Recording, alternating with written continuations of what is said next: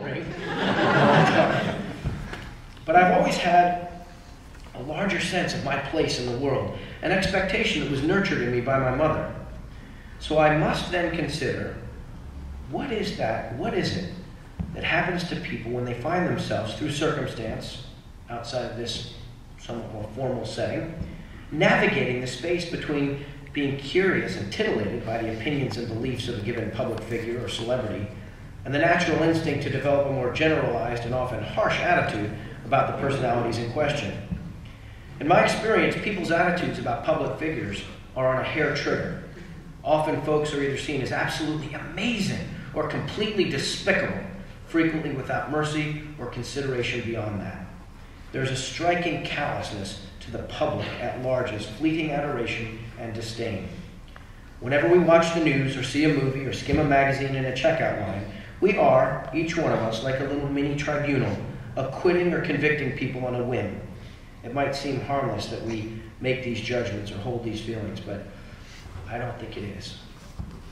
If we were personal, if it were personal, if we actually knew the people we loved or hated or worse, dismissed out of hand, I'm certain we would be far more careful in our attitudes.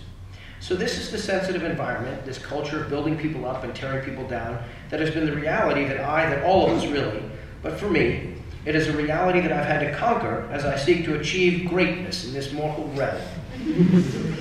My native grandiosity and the timidity I had occasionally as a child came together in a fateful moment during a press conference for the Goonies to set the stage.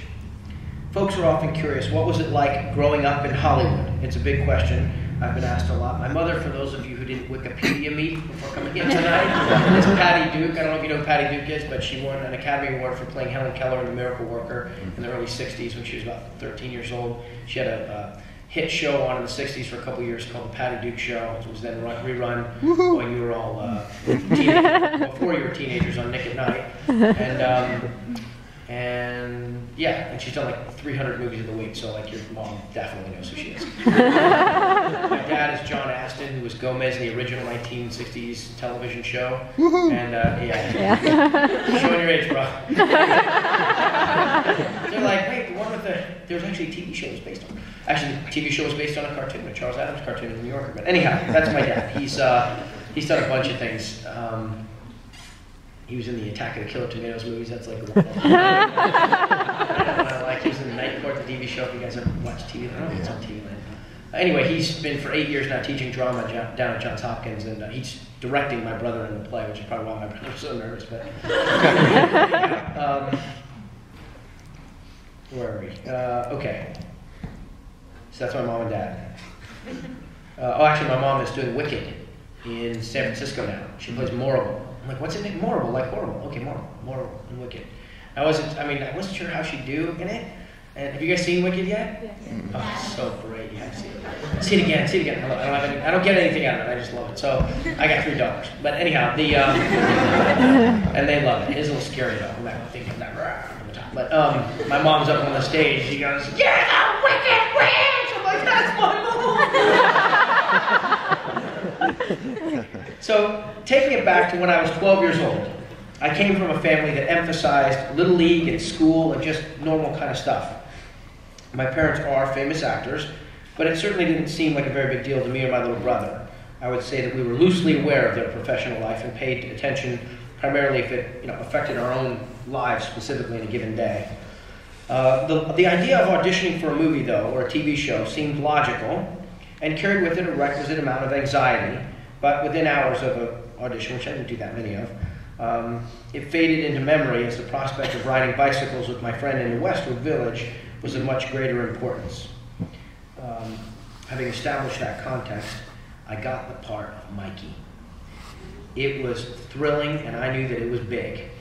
I'm not sure I really knew what big meant, but perhaps because Steven Spielberg had just put out E.T., and it ran in the same movie theater around the corner from my house for like 27 months or something. Any other movies ever run as long. Chariots of Fire is the only other one I can think of. Anyway, everybody knew about it. It was massive, and I knew it was big because it meant money. Like buy a car type money, pay for a couple of years of college type money, or buy as many Smurfs as I wanted to. Anybody? I was a kid, I loved little Smurfs.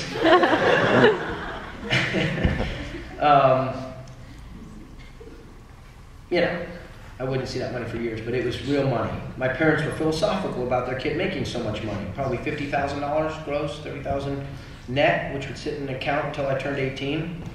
My father emphasized the importance of college. I think he was tickled that he wasn't going to have to bear the brunt of the expense. My mother talked a lot about how land is the best investment. My parents, particularly my mother, made a lot of money.